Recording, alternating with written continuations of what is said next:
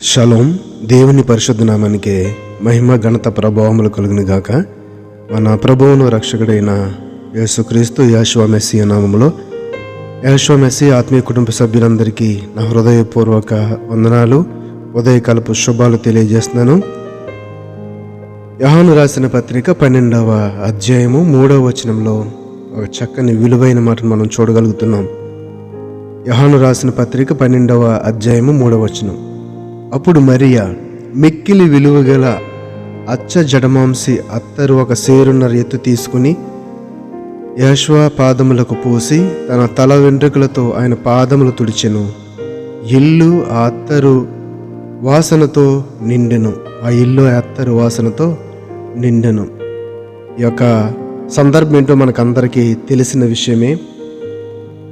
కాబట్టి యెహోషువ మెస్సీ తాను మృతుల్లో నుండి లేపిన లాజరు ఉన్న బేతనియకు పస్కా పండుగకు 6 దినముల ముందుగా వచ్చెను. అక్కడ వారు ఆయనకు విందు చేసిరి.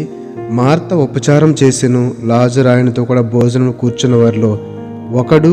అప్పుడు మనం చదివిన వాక్యము, మరియ మిక్కిలి విలువగల అచ్చ జటమాంసి అత్తరు ఒక సేరున్నర ఎత్తు తీసుకొని యెహోషువ పాదములకు పూసి తన తల వెంట్రుకలతో ఆయన పాదములు తుడిచెను. ఇల్లు ఆ అత్తరు వాసనతో నిండిందంట. తండ్రైన దేవుడు మన హృదయమును ఒక విలువగల సుగంధ పరిమళ వాసనగా చూడాలనుకుంటున్నాడు. అనగా పరిశుద్ధమైన పవిత్రమైన ఆ యొక్క హృదయము అంటే పాపం అనే దుర్గంధం లేని ఆ యొక్క స్థితిని మనం చూడగలం. కాబట్టి నా ప్రియమైన సహోదరి సహోదరులారా, ఇక్కడ ఈ యొక్క మాటలోని పరమార్థాన్ని మనం గమనించినట్లయితే పరమగీతము 1:3 వచనంలో అంటాడు కదా, నీవు పూసుకుని పరిమళ తైలము సువాసన గలది, నీ పేరు పోయబడిన పరిమళ తైలముతో సమానము, కన్యకులు నిన్ను ప్రేమించుదురు. అనగా ఆ యొక్క సువాసన మనం సెంట్స్ వాడుతుంటాం కదండి, డియోడ్రెంట్లో సెంట్స్. ఇవన్నీ ఎందుకంటే ఒక చక్కని పరిమళ వాసన రావటానికి, ఒక ప్లెజెంట్ మంచి స్థితిని అది చూసి ఆ వాసన పీల్చినప్పుడు మనకు ఒక చక్కని స్థితి, నెమ్మది గల స్థితి మనకి కనిపిస్తుంటుంది. కాబట్టి తండ్రైన దేవుడు కూడా మన హృదయంలో అటువంటి పరిమళ తైలము సువాసన గలదిగా చూడాలని ఆయన ఆశ. అది ఎప్పుడు ఉంటుందంటే మన హృదయములు వాక్యముతో నింపబడి వాక్యానుసారముగా జీవిస్తూ పాపానికి చోటు లేకుండా, అతిక్రమములకు దోషములకు చోటు లేకుండా ఆయన యొక్క మాటకు మాత్రమే చోటిచ్చి ఆయన నామమును మాత్రమే విలువనిచ్చి మనము జీవించినప్పుడు ఈ యొక్క సువాసన గల పరిమళ తైలం యొక్క ఆ సువాసన మన హృదయంలో నుండి దేవత దేవుడు గ్రహించగలుగుతాడు. కాబట్టి మరియా చేసిన పని ఏంటంటే ఆ యొక్క తండ్రి అయిన ప్రభు అయిన యేసుక్రీస్తు యొక్క యెహోషువ మెస్సీ యొక్క పాదములను ఆ యొక్క అచ్చ జటమాంసి తైలముతో పోసినప్పుడు ఆ ఇల్లంతా కూడా సువాసన గలదిగా నిన్నట్టుగా మనము చూడగలుగుతున్నాము. ఇంకొక మాటను చూస్తే గనక పరమగీతంలోనే 1:12 వచనంలో, రాజు విందు కూర్చుని ఉండగా నా పరిమళ తైలపు సువాసన వ్యాపించెను.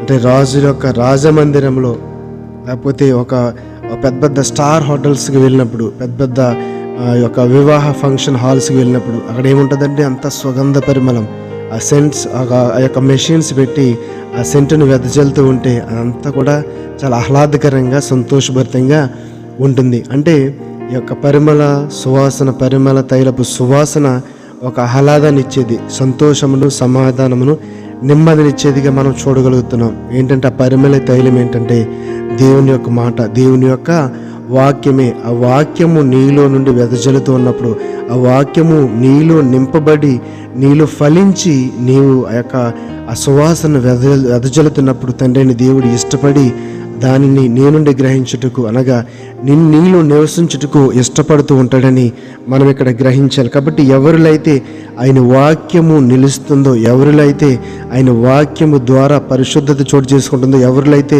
ఆయన వాక్యము ద్వారా ఒక పరిపూర్ణమైన ప్రేమ గల జీవితాన్ని జీవించగలుగుతారో వారిలో మాత్రమే ఇప్పుడు చెప్పుకున్న మనము ఆ యొక్క పరిమళ వాసన, ఆ సుగంధ పరిమళ వాసనగా ఆ సుగంధ తైలపు వాసనను మనము చూడగలుగుతాం. తండ్రి అయిన దేవుడికి ఇష్టమైనదిగా మనము దానిని చూడగలుగుతాము. కాబట్టి నా ప్రియమైన సహోదరి సహోదరులారా, ఈ వాక్యంలో చెప్పబడిన ఈ యొక్క పరిమళ తైలపు వాసన ఆ ఇల్లంతా కూడా ఆ అత్తరు వాసనతో నిండెను.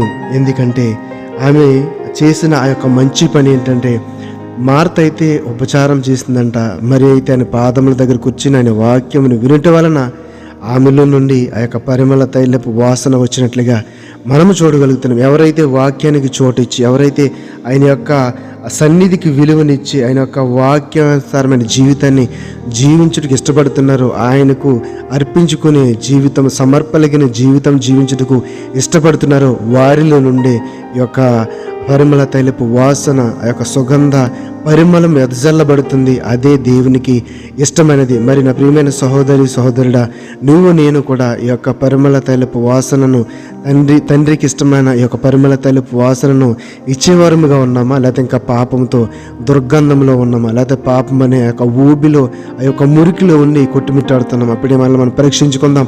వాక్యం అనే అద్దంలో మనల్ని చూసుకుని సరిచేసుకుందాం. మనలో ఉన్న ఆ యొక్క పాపములను వినాడి ఆ యొక్క దేవునికి ఇష్టమైన ఆ పరిమళ సువాసనగా మారుతాం. ఈ యొక్క మాటను బట్టి దేవత దేవుడు మన ఆత్మలను బలపరిచి స్థిరపరచును గాక. ఆమేన్, ఆమేన్. షలోం. అందరికీ వందనాలు. Praise the Lord. షలోం. దేవుని